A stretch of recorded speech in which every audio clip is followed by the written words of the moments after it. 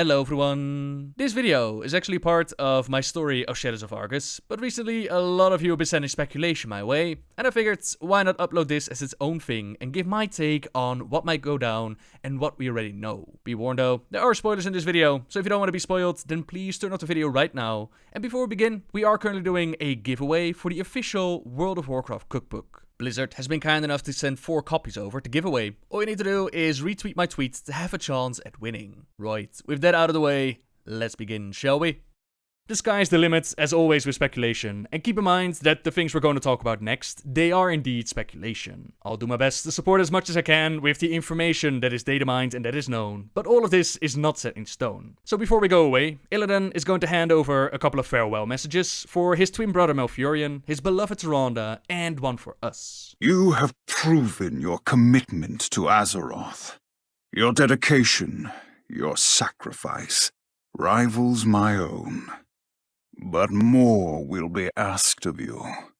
So much more. Even now enemies gather, and the shadows grow darker. From this day forward, the defense of our world, of all we hold dear, rests with you. Now is not the time to ponder personal regrets. We must see to healing the world, champion. The soul of our world is in agony. In my lifetime, I have twice witnessed a sundering of the world. Mother Moon, I pray I do not see a third. The Legion is defeated, its master imprisoned.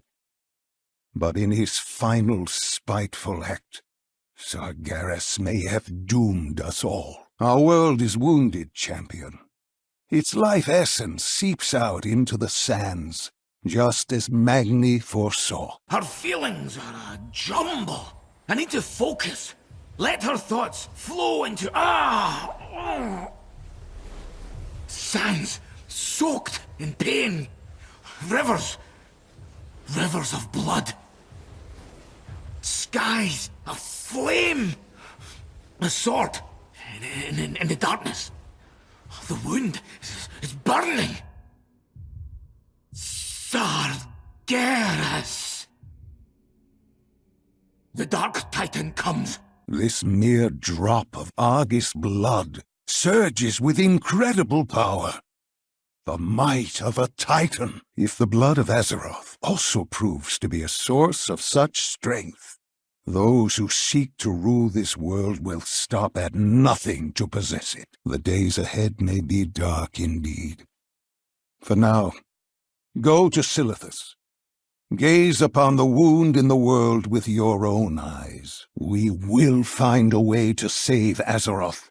I know it. Alright, so something's going to go down with Azeroth, and a data mine of Silithus that shows us a wound, which kinda looks like an eye, but more likely, it's Sargeras being able to give one last FU to the children of Azeroth, as he tries to hurt the Titan spirit he's been lusting for so very long. A broken blade is pushed into the planets, and interestingly enough, is that when we did the Magni scenario, some out-of-bound trickery apparently revealed that her beating heart, the location where they keep an eye on her dreams, that was also in Silithus. We can't take that as canon quite yet, but it's pretty certain that the Dark Titan was able to stab the final Titan, and she's hurting. The last time this happened was when the Titans ripped the old god Yogg-Saron out of the planet, and the Keepers were forced to patch the wound from keeping her life essence flooding out, creating the Well of Eternity. Many years later, this well would become incredibly unstable after the War of the Ancients, and this sundering took place. This is the first sundering that Tyrande witnessed. Then came the Cataclysm, with Deathwing breaking through the world, causing the Cataclysm, elements in uproar, massive changes to the planets, and she fears for a third one. At the hour of her third death, she ushers in our coming. Yep, it's back to the delicious whispers of Il'gynoth, and let's try to decipher them. So this stabbing of the planets, that could be her quote on the third death, the third massive event happening to the planets. The King of Diamonds has been made a pawn. From the earth he draws strength. Our earth, our strength. Her heart is a crater, and we have filled it. Magni Bronzebeard is the King of Diamonds, speaking for the Titan spirit of Azeroth, drawing strength from the earth, but a world with a heart that is a crater, and they have filled it. During the Magni scenario, we heard the beating heart of the planets, and darkness had definitely taken over the place, forcing us to step in and clean it up, a place potentially stabbed by Sargeras. But then, why is Magni their pawn, as he seemingly seems to listen to Azeroth? Well, remember what exactly he has done? He pointed us towards the 5 pillars of creation, which we needed to seal off the gateway at the tomb of Sargeras. 5 keys to open our way. 5 torches to light our path. The Lord of Ravens will turn the key. Khadgar, the Lord of Ravens, then used the 5 keys, the 5 pillars of creation within the tomb of Sargeras. But our adventures in that place, that led to Illidan opening up a massive rift between Azeroth and Argus, which in turn allowed Sargeras easy access for stabbing the planets. Will the Titan Spirit in pain be beneficial for the old gods? Well, we already knew that one of their prisons was weakening from Xal'atath in the Emerald Nightmare. Almost completely gone, as if it never existed. But the rift is deep and vast, and somewhere down there it stirs. Something has changed. The last prison weakens. We must prepare. So are we just talking about Nozdormu here, or are the other old gods also coming out to play? Will we see the rebirth of the Black Empire? Well, we do have this line. Flesh is his gift. He is your true creator. From the Chronicles, we learned that the one responsible for the Curse of Flesh, that which made the creations of the Titans weaker, more vulnerable to corruption and gave them flesh, that was Yogg-Saron. We've seen him poking around in Ulduar at the very start of Legion, so he's definitely been active. The only one that hasn't really done much in the expansion, that would be the old god Kafun, who's very close to the wounded Silithus. To find him, drown yourself in the circle of stars.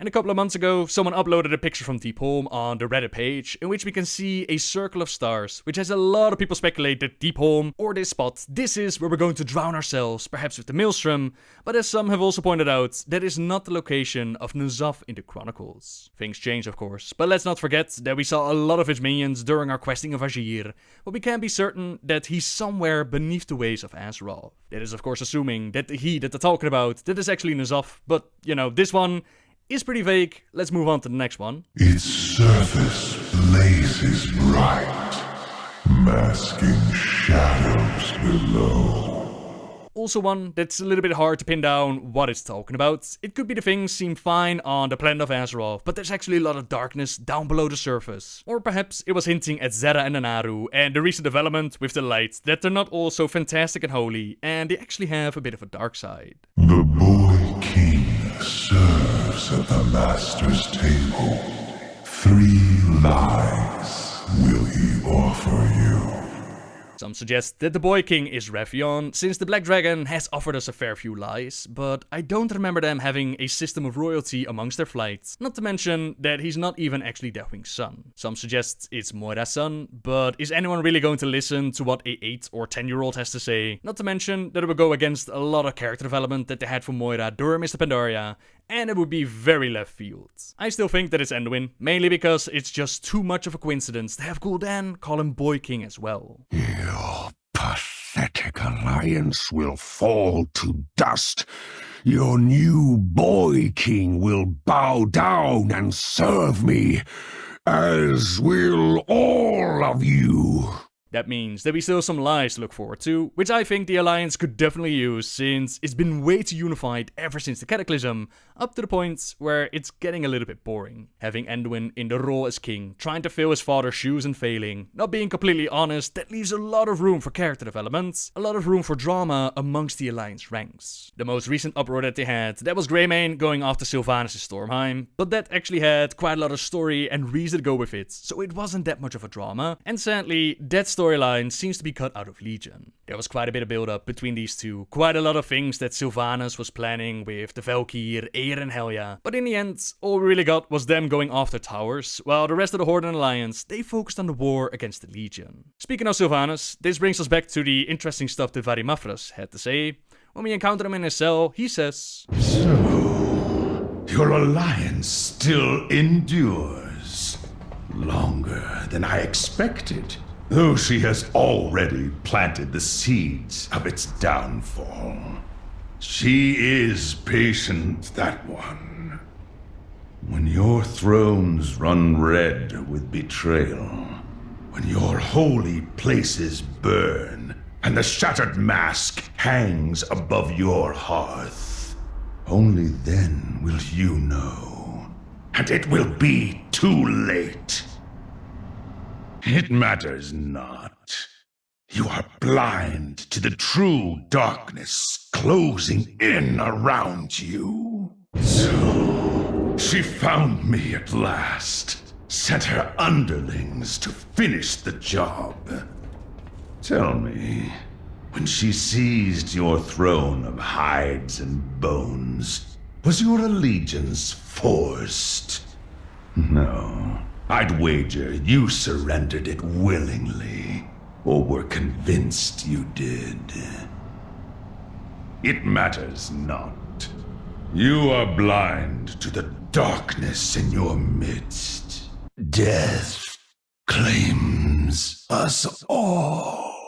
Even this had some speculate and wonder about who this she is. Some connected it to Jaina, but I'm going to take it at face value here and believe that he's talking about Sylvanas. The shadow mask hangs above your hearth, that is the symbol of the Forsaken, and Varimathras has a lot of history with Sylvanas, asking if her underlings have come to finish the job. Of course, let's not forget that the Shivara, they've tortured him into madness, so the source is a bit shaky. Let's say that we completely trust him, then some sort of storyline with Sylvanas, in which he believes she will betray us all, our thrones will run red, and the true darkness is closing in around us. When we think back as to how Sylvanas seized the throne of hides and bones, then we go back to the moment where Vol'jin was poisoned by the Legion, his end was coming, and the spirits told him a name. The lower spirits say death will claim me soon.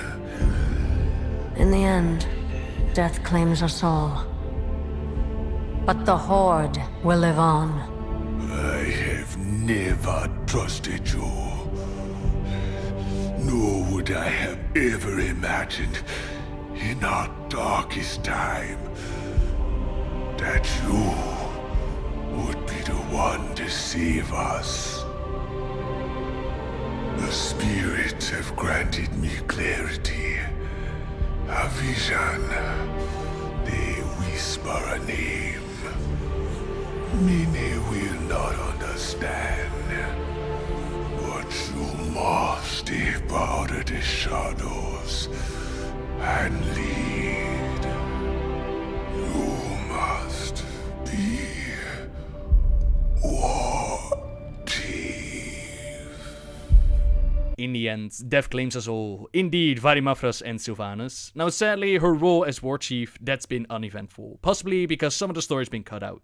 Now another war chief up on the chopping block like Garrosh. I don't think a lot of people are looking forward to that. Not to mention that Sylvanas has a huge fanbase that don't want to see their queen go. That's not to say that they can't do anything interesting with her character. Her main objective ever since she tossed herself from the top of Icecrown, that has been to stay alive. To not return to the hell that she saw on that day. And to help her with this, she made a bargain with the Valkyr, who, in exchange for being released from Bolvar's control, they would take her place in hell and would even resurrect more Forsaken to strengthen their bulwark against the Infinite. The small bit that we saw of her in Legion, that was making a bargain with Helya, Queen of the Underworld, in order to obtain some sort of device that allowed her to subjugate Titan Watcher Aegir. And as we saw in the Halls of Valor, Aegir has the power to create more of the Valkyr. More Valkyr means extra bonus lives and extra manpower to create more Forsaken. That's no real change to her motives. She still wants to stay alive at all costs. Well, we don't know how much of what she saw, how much of what the Valkyr told her is actually the truth. When she dropped down from Icecrown, she landed on top of Serenite, and Serenite is the blood of the old god Yogg-Saron, so the visions of hell shown to her, they could be false. The Valkyr, all they wanted was to be let go of Bolvar's control, but what they really wanted was to join the Banshee Queen in recruiting more troops for the Lich King. Icecrown Citadel and the Lich King itself, they've also been speculated to be influenced by Yogg-Saron. Part of that is because Icecrown is built up out of Serenite. We see a vision of Arthas inside of Yogg-Saron's mind, and during Legion,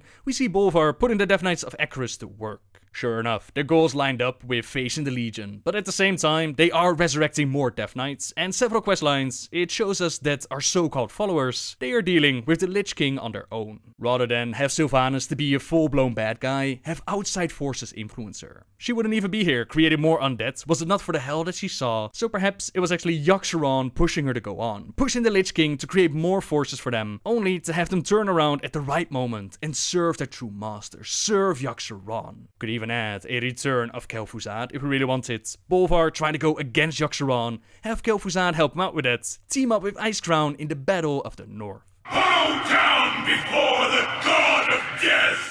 What else did they have to work with? Well, we know for BlizzCon that Jaina Proudmoore is featured promptly as the Warcraft representative. It's highly likely that we're going to see a next expansion announcement during this BlizzCon, and we also have data-mined armor pieces for Kul Tiras. If we are going to deal with N'Zoth, an old god said to be beneath the waves of Azeroth, then a marine state like Kul Tiras, that could definitely come in handy. Last time we saw Jaina, she was still not willing to work together with the Horde, and she left Dalaran because of it, and after that, she hasn't really made an appearance. Perhaps she went back to her home of Kul Tiras, but it does leave the question how well she's received there. Don't forget that she let her father be killed. It is a marine state, so a direct line of rulers, that's not really a thing, nor does she have a whole lot of experience with naval warfare. She is, however, a very talented sorceress with a lot of connections, so perhaps she could be the bridge into venturing forth into new content, allowing us to explore more islands and different parts of the planets. The Legion wasn't a big enough threat for her to work together with the Horde, so perhaps losing Anduin, the boy king serving at the master's table, perhaps that would be something to push her into realizing, like, okay,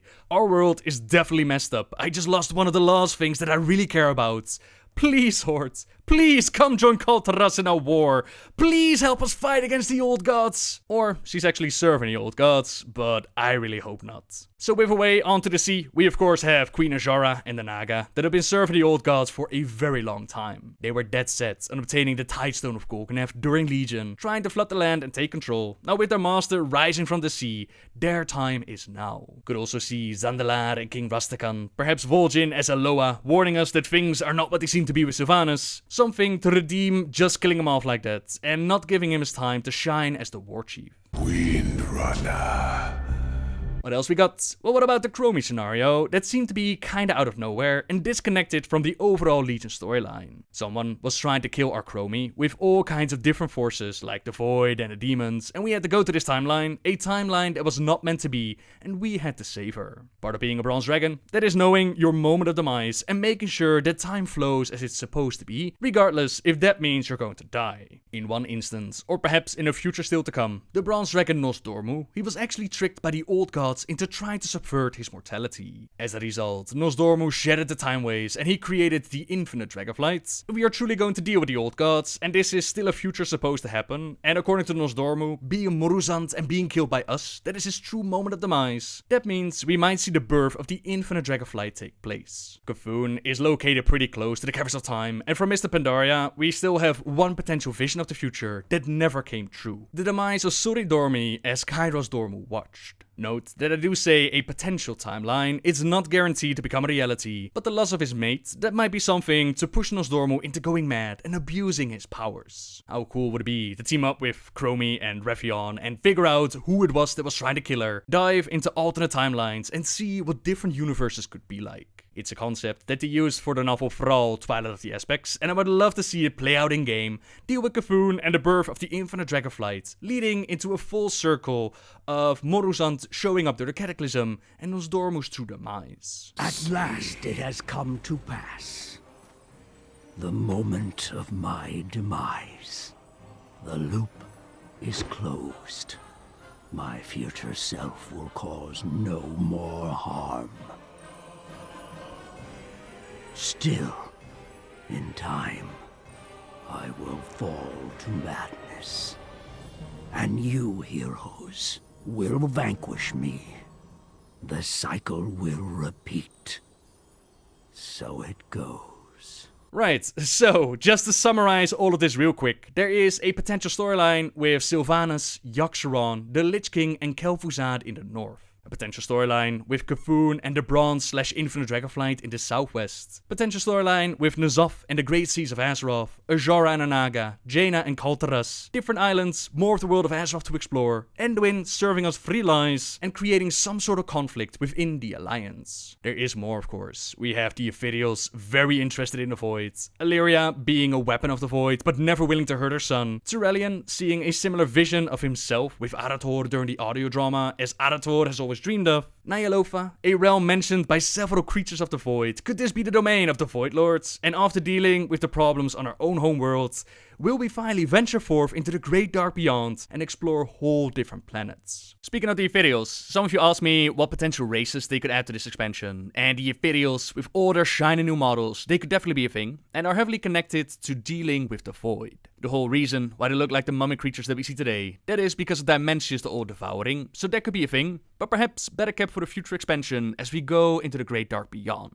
The other two potential races, and that's assuming we're even going to get a new race, those would be Murlocs and Naga, but both kinda have the problem of not being able to wear old armor. The origin of the Naga and their adventures under the sea, that will flow so very well with the story of N'Zoth, and Murlocs serving them, also being beneath the waves, what stories they might have to tell. There are of course more races to pick from, but those are like my top 3. Now I wouldn't say no to more customization with the current races that we have. For example, give humans the option to also pick Vrykul that we met up with in Stormheim, or the elves with potential Nightborn skin, Tauren with the High Mountain Tauren, sub-races that add to the customization. In the department of new classes, same deal, assuming we're going to get a new class. We have Illyria pretty much combining a Shadow Priest with a Hunter. On paper, I think that sounds pretty sweet, being able to combine abilities of different classes into one, but I don't think it will work out that well in practice, with keeping the game somewhat balanced. If we are going to get a new class, I would like to see it be a ranged class, maybe that long-awaited mech class that people have been speculating about, with the addition of the light mechs we see on Argus. That could be a thing, but it's very hard to say. As a final note, some have been wondering if we're going to see a massive time skip on Azeroth, considering that time doesn't work the same as we party in the Nether. We have Illyria and Turellian fighting with the Army of the Light for 1,000 years, but from our point of view, they've only been missing for around 35. That's the problem with the time skip idea. It's actually reversed. In the Nether, we go faster, but Azeroth actually goes slower, meaning that unless our war on Argus took at least 500 years from our perspective, we won't see a massive change on Azeroth. I'm actually going to laugh my ass off if they pull another Warlords of Draenor and be like, surprise! You all thought it was going to be Void Lords, didn't ya? Nope, wrong! Go party in alternate Argus. We have some stuff for you to do there. Ah, that would be awesome. But yeah, I can't wait to find out what we're going to see at BlizzCon, and this is usually one of the most fun times to play around in, as in speculation running rampant, and the sky is the limit. Can't wait to find out more, but for now, I think I've been going on for long enough, so thank you very much for sticking with me, and I hope you enjoyed all of these videos as much as I enjoyed making them. Subscribe if you like my videos, leave a like if you enjoyed this one, and until next time guys, see ya! Oh, I see them. 1,000,000,000 worlds, glittering in their perfection. But one above all others. Oh. Oh, we have fallen. We must rebuild the final Titan. Do not forget. What are you trying to pull? It is gone. I don't remember any of it. Oh, none of them remember. The irony.